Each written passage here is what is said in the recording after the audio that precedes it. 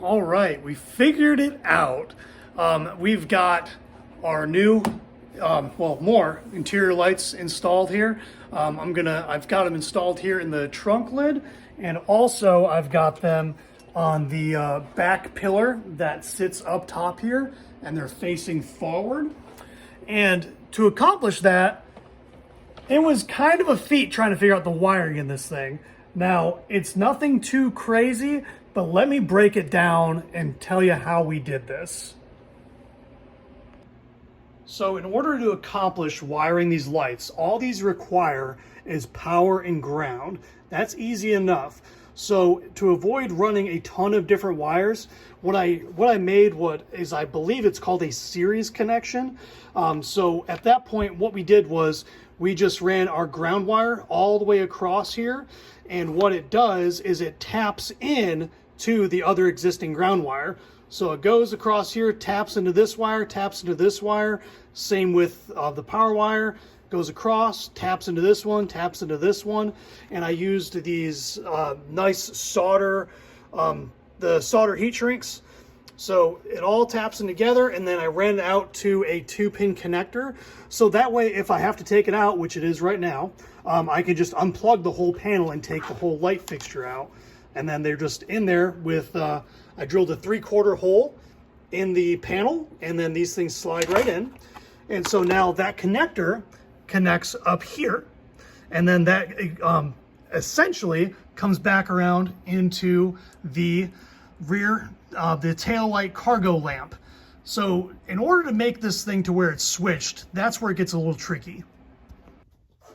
So it's my understanding that this switch right here for the cargo lamp area, it's just a ground interrupt switch. So that way the designers at Jeep decided that people are too stupid to remember to shut their cargo light off. So basically this switch right here is a ground interrupt.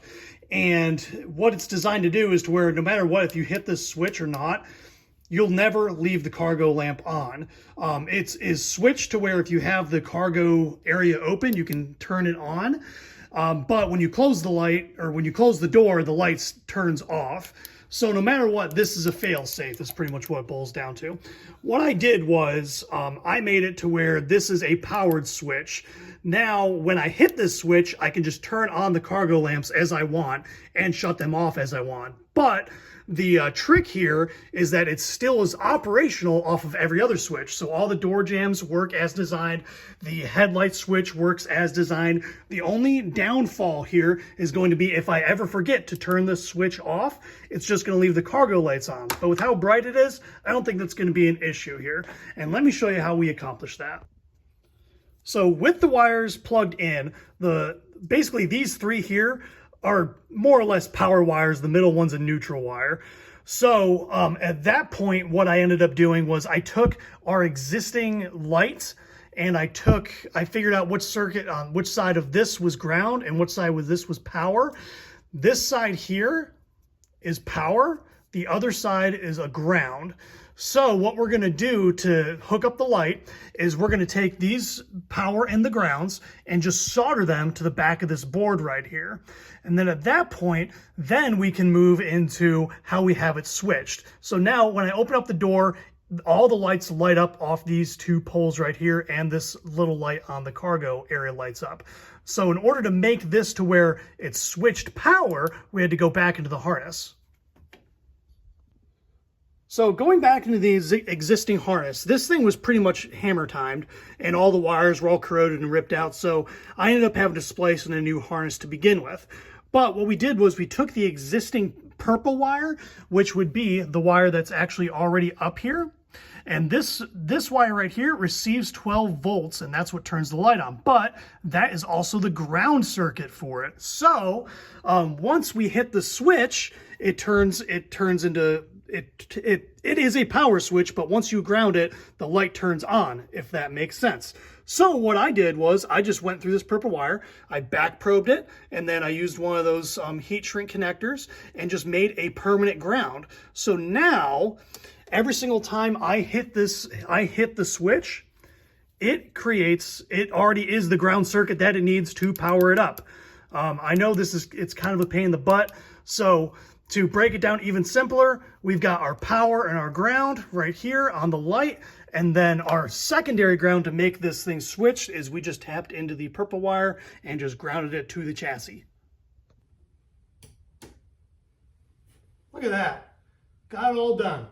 So, as you can see, it's pretty well lit, and I have the switch toggled correctly to where now the rear trunk light switch is actually just operational as a on-off switch. So, like I was saying earlier, the only gripe is when I close this door, the light remains on.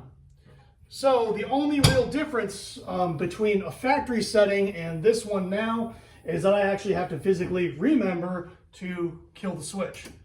So at that point, we can close the trunk, and now the trunk is closed. I can open up my side door, and look at that, my lights work as designed. So we'll close that side door up, open up the trunk. Now, I don't get lights immediately when you open up the trunk, but I thought that was normal on Cherokees. So anyway, so now with the trunk open, I can open up the door, the light turns on, close that up, and now I just come back here, I can hit the switch, works great. So, I'm pretty happy with it. Really cheap, honestly. I think I paid 12 bucks for the lights, and then I had a bunch of wiring stuff laying around. I mean, if you had to buy everything, excluding tools, I mean, you could do it for probably like less than 70 bucks. It just takes a little bit of time and a little bit of effort on your part to make it right and make it safe. So hopefully this was informative in some way, shape, or form. If not, maybe the next one will help you out.